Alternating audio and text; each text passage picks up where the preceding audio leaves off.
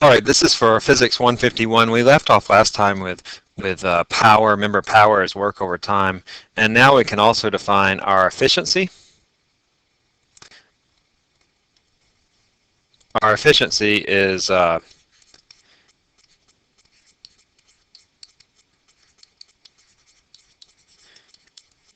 to be equal to the work output divided by the energy input. So it's the work out divided by the energy that you put in to a system. And then you'll change that to a percentage, so that'll be a decimal number, and then you'll change it to a percentage by 100. We can also give it in terms of power, so this could also be equal to power out over power in times 100. But remember that power is just work over time, so really all we're doing is just canceling out the time. So this would be equivalent to work out over time divided by work in over time. This is out times 100. So these are really the same expressions, but we're talking now in terms of power. So if you have your power output and your power input, then you can also find your efficiency. So imagine that we have an engine with an efficiency equal to 20%. That means that for every 20 joule, for every 100 joules that I put in, I get 20 joules out. Well, let's say that it produces an output work. This engine is 20 joules.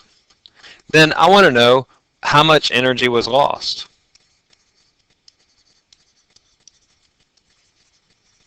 If you have a question like this, it'll be fairly easy numbers, but you'll need to understand what is at stake here and what this means. So if I put out 20 joules and I have an efficiency of 20%, that means that I put in 100 joules. Because 100 joules, 20% of that is all that I get out. So if I put in 100 joules, then the work out that I get will be 20% of 100, which is 20 joules. And then so how much energy was lost? Well, I lost 80 joules of work. So your book has some examples about this, and you can look back and see the old tests for some example problems. Now, where does this lost energy mostly go? Well, in the case of, say, a gasoline engine, the lost energy goes into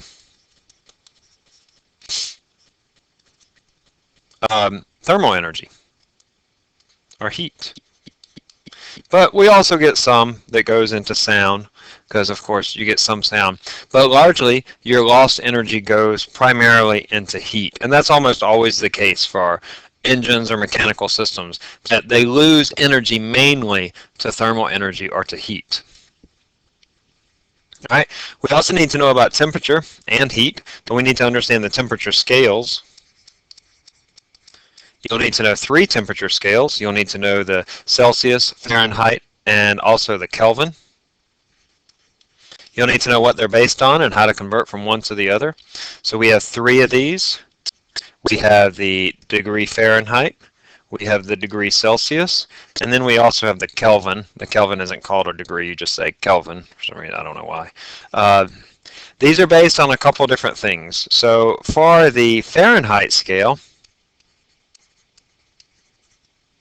by the way, did you know that Fahrenheit means drive heat? It's German. Fahren means to drive. Heit means heat. It means drive heat. That's what Fahrenheit literally means in the German. The Fahrenheit scale is based on the freezing and boiling point of water.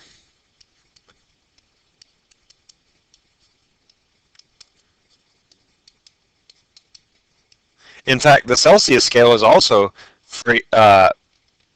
based on these physical temperatures, and I'll show you that in a second. But with the Fahrenheit scale, what they do, this is a thermometer, is they say this is the boiling point of water, and we're going to call this 212 degrees Fahrenheit. The temperature at which water boils, we shall call 212 degrees. That seems kind of random, and it is kind of random. And down here, the freezing point of water we're going to call 32 degrees Fahrenheit. So that's how we set our scale. And then based on that, I know that I have to have 180 degrees, 180 little marks in between the freezing and the boiling point of water. So 1 degree Fahrenheit is 1/180th the temperature difference between the boiling and freezing point of water. Now, the Celsius scale is also based on the freezing and boiling point of water.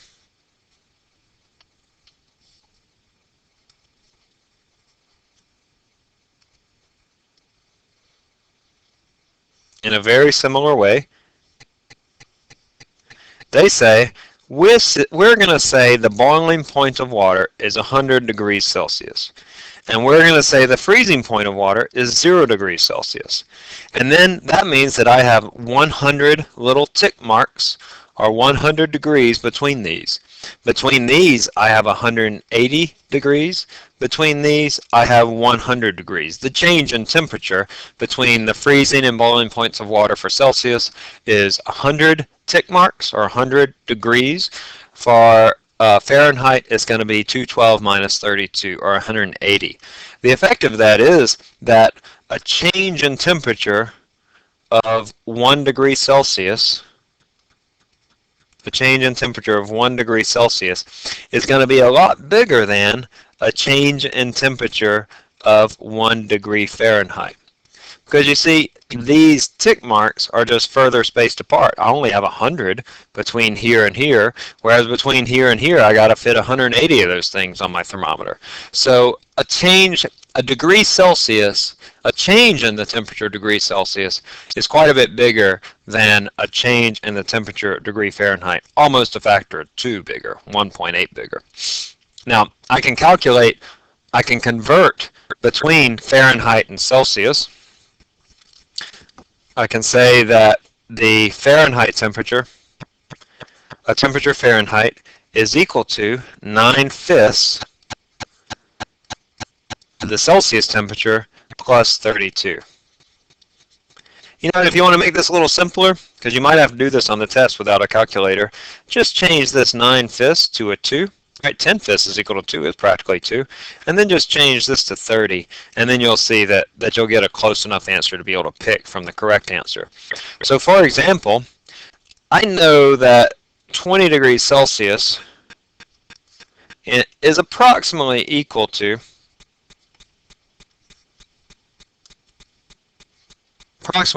70 degrees Fahrenheit. In fact, there are some temperatures that you just need to know. For example, the room temperature, 70 degrees Fahrenheit, is approximately equal to 70 degrees Fahrenheit. So that when you hear people talking about what temperature it is, if they mention it in Celsius, like if they're from, I don't know, Yugoslavia or somewhere, then you'll know that when they say it's 20 degrees Celsius, that they're saying, gosh, this is a nice day that we're having. This is like California weather or whatever.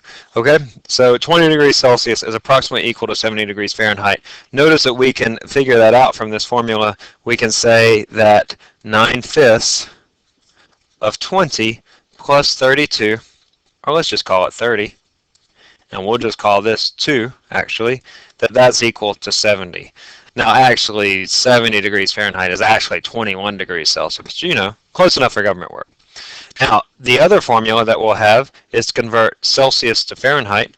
So T in Celsius, the Celsius temperature, is going to be 5/9 times TF minus 32.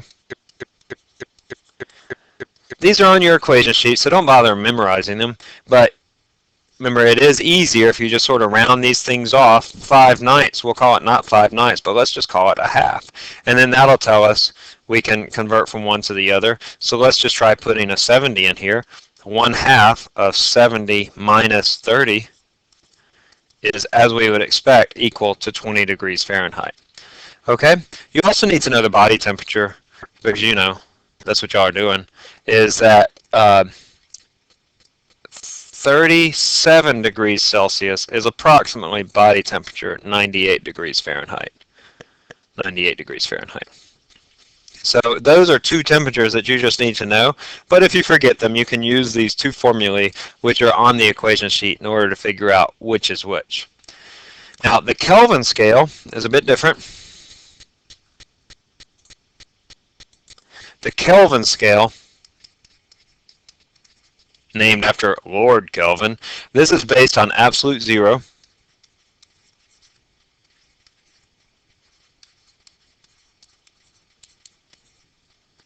Remember that absolute zero, that is the absolute lowest temperature that you can have. The absolute zero, which is 0 Kelvin.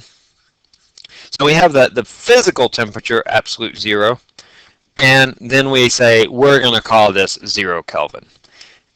So it's based on absolute zero and the freezing point of water.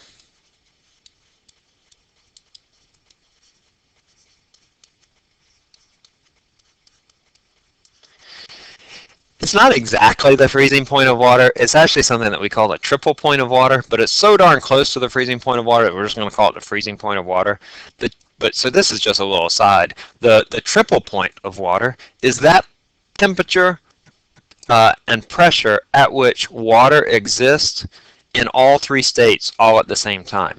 It exists as a solid, a liquid, and a vapor all at the same time. And I think that's just cool. So it's actually based on the triple point of water. When water exists, it's the pressure and the temperature at which it exists in all three of those states of matter, liquid, gas, and solid. The freezing point of water is going to call 273 Kelvin. So just like we had with the Fahrenheit and Celsius scales, where they were based on these physical temperatures of the boiling and freezing points of water, and then they said the boiling point of water is 100 degrees Celsius, the freezing point of water is 0 degrees Celsius, are 212 and 32. In a similar way, we have with the Kelvin scale, we have absolute zero,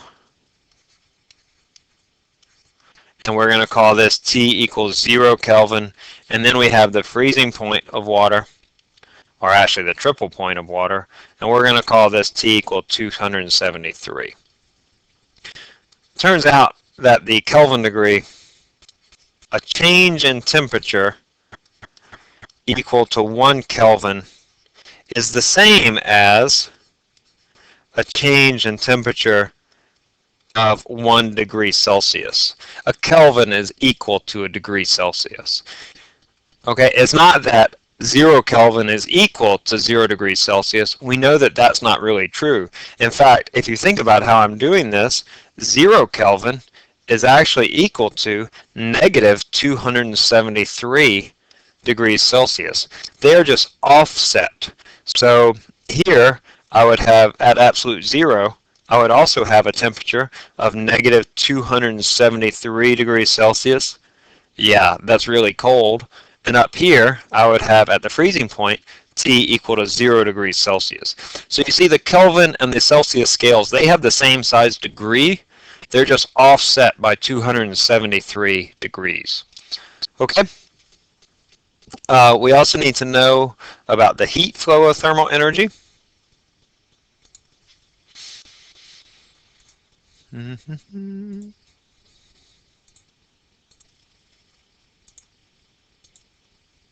The heat flow of thermal energy.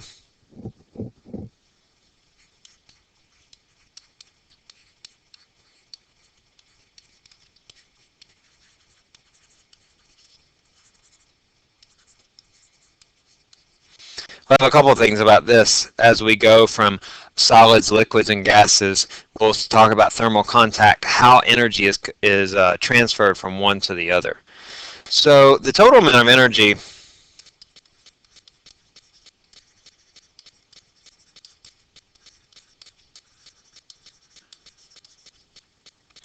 inside an object depends on the type.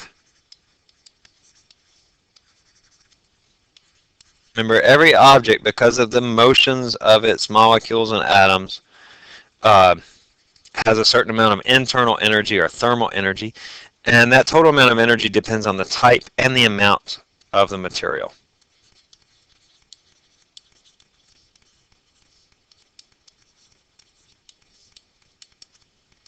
And we'll see how that comes up.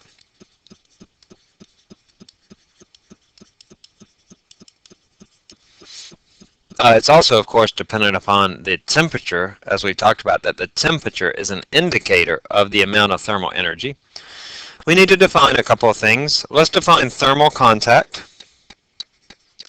These will probably seem obvious to you when I say them in words. In fact, you might even think yourself silly just to say them out loud.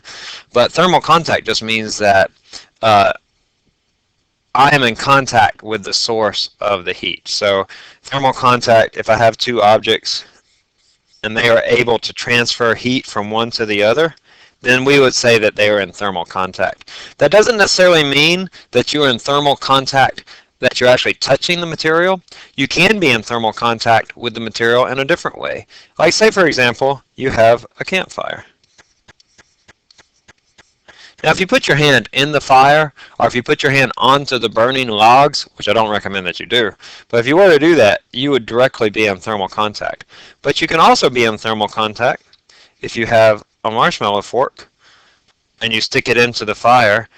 That marshmallow fork will take heat from the fire and transfer it to your hand in a way, and that's also thermal contact.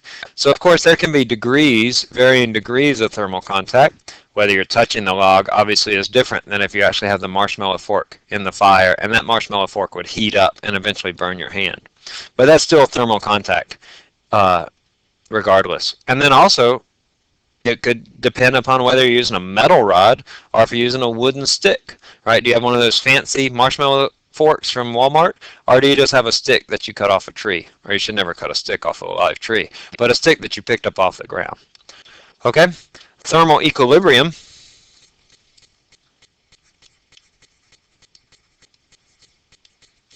occurs. This is equilibrium. This occurs when there is no flow of heat between two objects.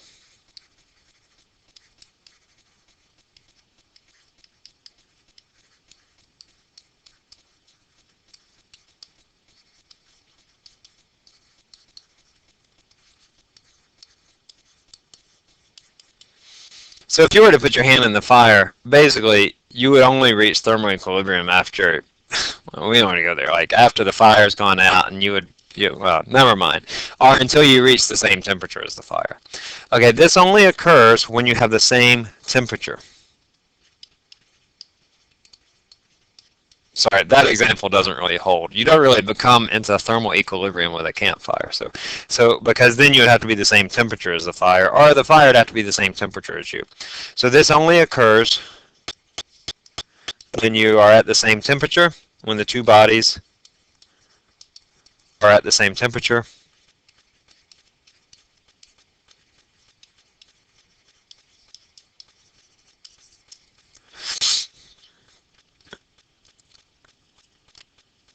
And I have a video that I want to show you. Let's see, I'm just going to have you watch the video here. This, of course, is Derek of Veritasium. You can click here and watch that video. It's a great video. All right. We'll stop there for a bit.